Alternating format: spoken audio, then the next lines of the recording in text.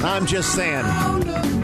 I'm also just saying welcome back to the star of the Mark Levin Show and the Sean Hannity Show, Frank Gaffney of the Center for Security Policy, who's been out opining profligately at every place that will give him, a radio microphone, and promoting his own show, which is actually heard on many of these same stations, including 1260 AM at night in Washington, D.C. Hello, Frank.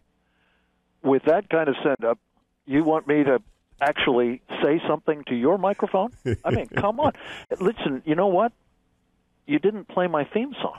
I know. What was that about? Well, that's because people were wondering what my contribution to rock and roll was, so I had to play them a little bit. You didn't know that either, did you? I didn't know that either. No. Steve Howe and I go way back. Anyway, Frank, you're on with Levin last night. Now, I am glad you're on with my pal Mark. Mark is a good friend of mine. I'm glad he's got the experts that I've been talking with for 10 years. And you've been doing Hannity. I'm glad for that. But, whenever you come on this show, you don't tweet about it and write about it, but all of a sudden I'm getting these tweets and these emails, Gaffney's on Levin. Yeah. Well, the secret is that they treat me with respect. The secret is they're probably Steelers fans and they don't bring They are. Yeah, you're going to get smashed on Sunday. That's probably the truth. We'll see. All right, now look, we're having some fun, but Egypt isn't having any fun. No fun. And I've been having an argument, Andy McCarthy and I, against the world, that people are not taking seriously enough the threat from the Brotherhood. What do you think? Well, I learned most of what I know about this subject from Andy McCarthy, so you're not going to see any daylight between me and him. I think he's absolutely right about this.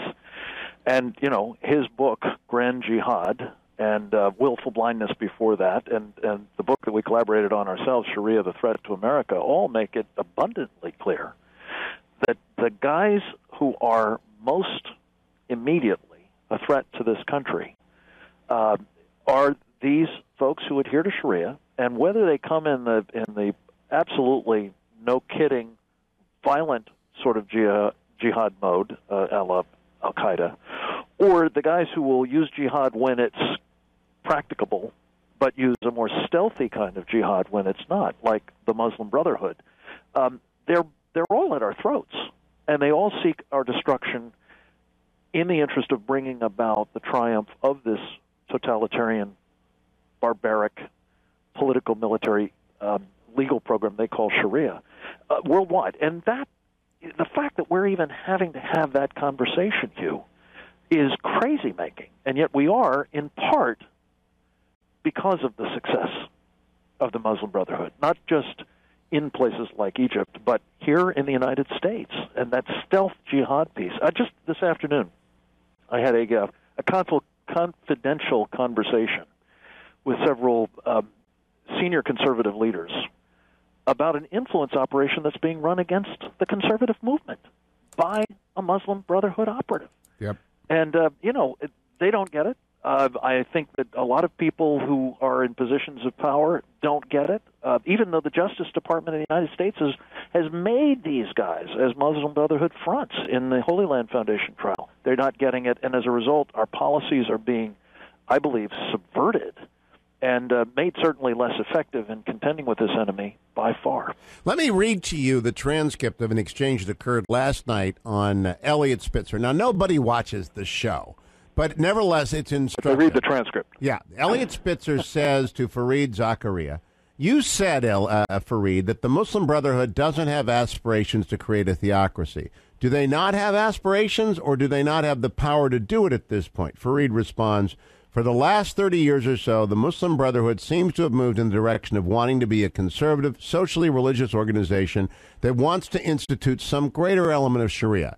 Now, to understand what that means, a lot of that is social welfare stuff. Some of it is things like the veil.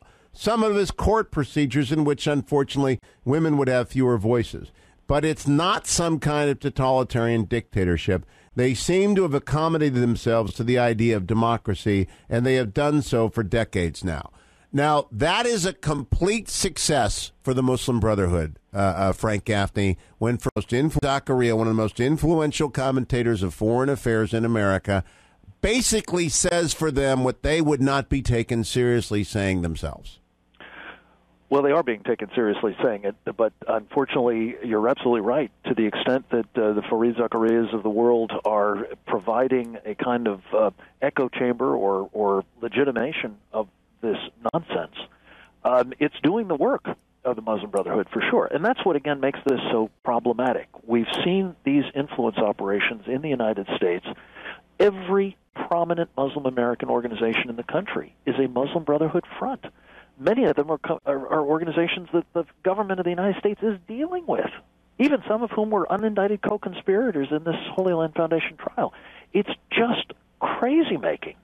But the trouble is, Hugh, we're going to find, I'm afraid, just how wrong Fareed and I'm sorry to say Bill Kristol and others have been about this very shortly, because I fear, maybe I'm wrong, hope I'm wrong, but I fear the Muslim Brotherhood will be running Egypt shortly. And when they are, they will not only have the Arab world's most populous nation with a strategic location, including control of the Suez Canal. They will also be in control of a massive American-supplied, very sophisticated arsenal. And that's a threat to our friends in Israel. It's a threat to our forces in the region. And I think ultimately it's a threat to freedom more generally. Now, Frank, earlier in the program, I had on Kariri Abaza. First time I've ever talked to him, senior fellow over at the Foundation for Defense of Democracies. Do you know Mr. Abaza? Know of him, have not met him. Okay, he is of the belief that the Brotherhood may have some operators inside the Egyptian military, but that they do not control the Egyptian military. Do you agree with that assessment? We don't know. One thing is clear, that the succession of polls have been taken over the years, Hugh, of the Egyptian population, and it shows a profound majority in favor of bringing Sharia. I mean, it's nominally the law there, but actually bringing it into force in Egypt, and female circumcision and a caliphate and this sort of stuff. If in fact those are accurate reflections of what the popular sentiment is, well, the military, of course, draws its recruits from that population, so it's reasonable to assume, even if the leadership level hasn't gone over to the Brotherhood yet, and that's unclear, at least a fair number of folks in uniform are there. And that's sort of what we've been seeing on the streets of Cairo and these other major cities today. SecureFreedom.org. Frank, what is the Center for Security Policy doing to bring the stuff that people need to know to the attention of the people? I assume you're covering this on the radio show. We are massively. In fact, we had your friend Andy McCarthy on, and we were both singing your praises.